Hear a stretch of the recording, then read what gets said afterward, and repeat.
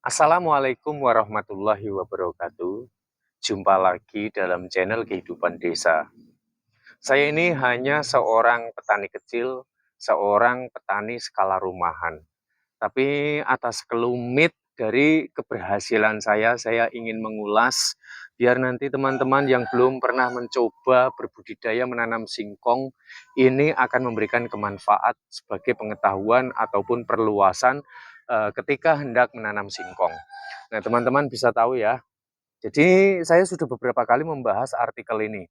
Jadi, yang paling utama adalah tingkat keberhasilannya ini dipicu dari lahan media tanam seperti ini. Lihat ya, tanahnya ini tetap selalu lembab dengan kelembapan yang cukup, tidak terlalu lembab. Jadi, usahakan tanah ini untuk tidak terlalu kering selagi dia masih belum keluar tunasnya. Nah, kenapa ini umbinya bisa lebat seperti ini? Teman-teman harus tahu. Ada trik-trik tertentu yang ingin saya bahas di sini yang memang sangat menarik untuk diketahui. Lihat, umbi singkong ini semuanya yang paling dominan adalah ujung pangkal bawah.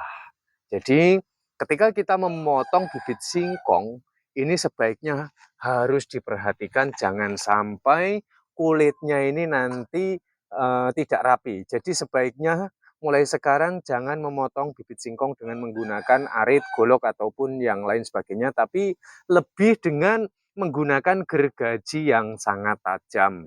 Karena mengingat umbinya ini munculnya di bawah.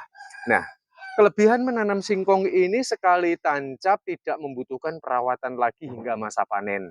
Sangat mudah sekali untuk dilakukan.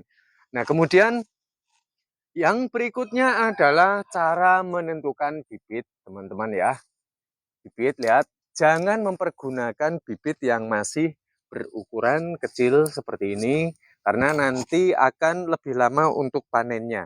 Jadi pergunakan bibit yang sudah berusia sedang, tapi memiliki tekstur yang sudah teramat sangat besar dan memiliki gagang ataupun bekas pelepas seperti ini yang rapat. Karena dia tidak akan lagi berfokus terhadap pembesaran batang bawah yang sehingga sangat memungkinkan sekali agar singkong lebih cepat untuk panennya.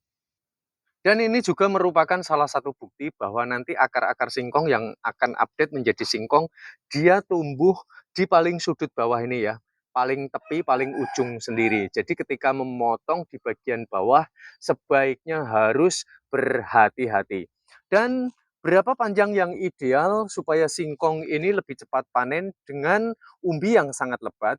Nah, kita jangan memakai ukuran sentimeter sebagai ukurannya, tapi lebih dengan memperhatikan dari bekas pelepah ini.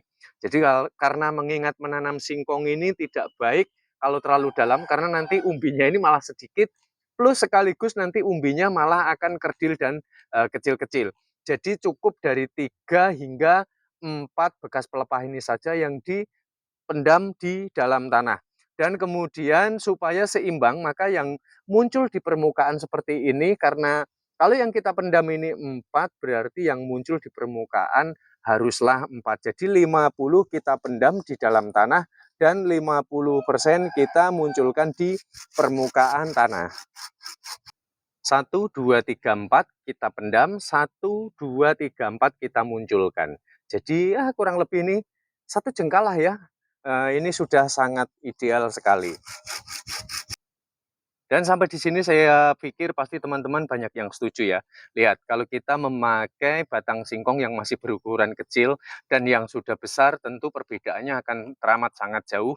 Karena mengingat umbinya juga nanti munculnya dari bawah sini, semakin besar bibitnya otomatis sudah dapat dipastikan nanti medan tumbuhnya akar ini akan semakin luas. Dan menjawab pertanyaan kemarin ini ada yang tanya, Bang, menanam singkong stek rebah, stek pendam seperti ini dan stek berdiri, umbinya lebih banyak yang mana? Nah, ini bergantung daripada teknik menanamnya. Ada terkadang ini menanam, ini kan stek rebah ya, umbinya ini lebih banyak jika dibanding umumnya orang menanam dengan cara sistem stek berdiri. Tapi terkadang juga seperti ini umbinya akan lebih sedikit. Maka dari itu ya tergantung dari kepercayaan kita masing-masing. Berapa usia panen yang ideal?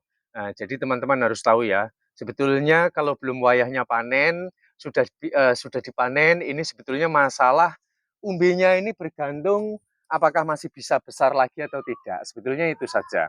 Karena nanti kalau kita biarkan panennya terlalu tua juga singkong otomatis akan, membusuk. Maka dari itu idealnya biasanya singkong ini berusia dari 4 hingga 6 bulan lamanya itu sedang renyah-renyahnya kita panen singkong. Jangan memupuk singkong dengan menggunakan pupuk yang berbahan-bahan kimia ya, karena nanti dapat mengakibatkan rasanya ini menjadi pahit.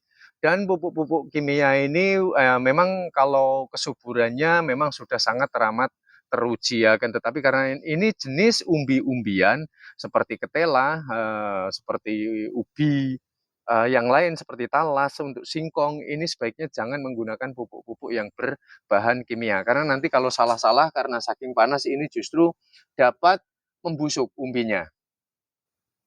Jadi kalau mau budidaya menanam singkong ini tidak harus membuat galengan ataupun gundukan.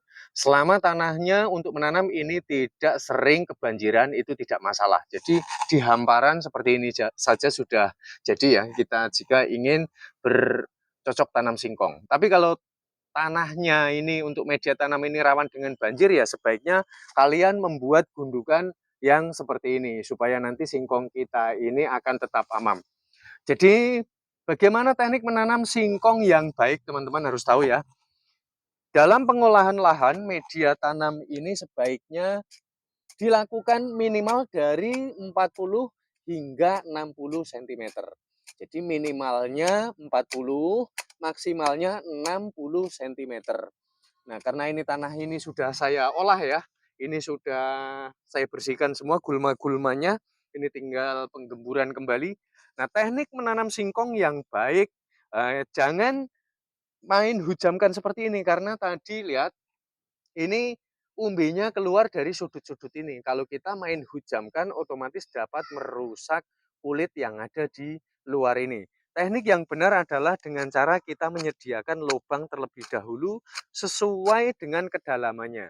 1, 2, 3, 4 yang kita pendam di dalam tanah dan 1, 2, 3, 4 yang kita munculkan di permukaan tanah, baru kita lakukan sebuah penimbunan yang seperti ini. Jadi 50%, 50% ini rumusan supaya singkong lebih cepat untuk panen dengan memiliki kesuburan yang ideal dengan jumlah umbi nanti yang akan dia munculkan.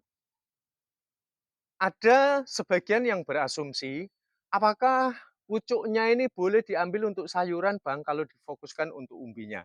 Jawabnya adalah boleh, katanya bisa mengakibatkan gandor. Betul, kalau memetiknya secara berlebihan. Tapi kalau dipetiknya ini ya secukupnya saja untuk sayur mayur di rumah ini tidak menjadi masalah. Jadi umbinya tidak akan menuai masalah dan masih tetap subur saja. Karena nanti ketika ini habis kita panen seperti ini ya, kita jadikan untuk sayuran, maka dia akan muncul tunas yang baru seperti ini. Jadi jangan khawatir nanti pohon singkong akan sulit ketika kita petik dia akan bermasalah dalam fotosintesisnya, jawabnya adalah ini tidak masalah. Nah, akan tetapi saya kembalikan kepada kepercayaan diri masing-masing karena saya sendiri juga prakteknya demikian, yang sudah saya lakukan tidak ada masalah selama tidak berlebihan. Saya rasa dari apa yang sudah saya paparkan sudah mampu semuanya untuk diserap. Jadi kalau ada perbedaan sudut pandang, saya mohon maaf yang sebesar-besarnya. Kita jumpa pada tutorial selanjutnya.